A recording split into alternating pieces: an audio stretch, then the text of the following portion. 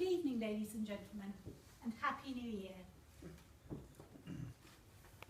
Further to my speech to this council in November 2016, I have an update to the situation involving myself and Cllr Jolley. Having requested further information from North Somerset Council, I now know that, without my knowledge, more than 10 people had access to the lies written about me in the minutes of a meeting between Cllr Jolley, the concessionaire of the golf course, and Elaine Bowman, the council officer in charge of footpaths and rights of way. These minutes were available to view between March and November 2016, when I had sight of them through Freedom of Information and was able to correct the misinformation. It is clear that during the meeting in March, Adrian Stiff told Cllr Jolley that I had sat on a tee, preventing people playing golf. This was untrue and thus slander. Without checking the veracity of this, Cllr Jolley libelled me by including the remark in the minutes of the meeting without checking if it was true.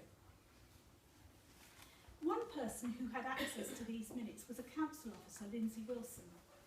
This officer was the person who was reported in the North Somerset Times during June 2016 as having written an insulting email about me regarding a Freedom of Information request. It is clear that the culture around councillors and officers and their lack of professional behaviour became that of declaring open season on me, very possibly stemming partly from Cllr Jolley's minutes. In fact, attempts have been made to both smear me and bully me, and I find that offensive. Last year I noticed that my working relationship with Elaine Bowman regarding the golf course rights of way had cooled somewhat. Not surprising, since she was also privy to this lie, and also to a further lie about black sacks and seagulls promoted by Cllr Jolley. Apart from my own feelings about this, the wider picture is that of damage to the rights of residents of Portishead, the majority of whom wish to maintain access to their open green spaces. Could it be that Adrian Stiff was using my alleged behaviour as something prejudicial to his business interests? My supposed behaviour could well result in the council stopping access to the land. Could it be that Cllr Jolley was showing a complete lack of judgment?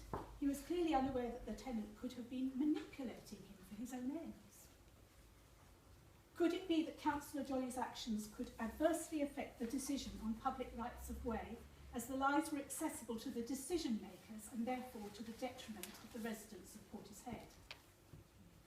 A letter in the North Somerset Times today calls for Cllr Jolley's resignation on another matter.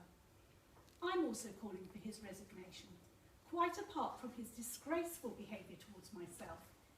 In both the Highdown school parking issues and that of the golf course, Cllr Jolley's loyalties seem to lie in promoting the wishes of North Somerset Council rather than those of the people who elected him. Thank you.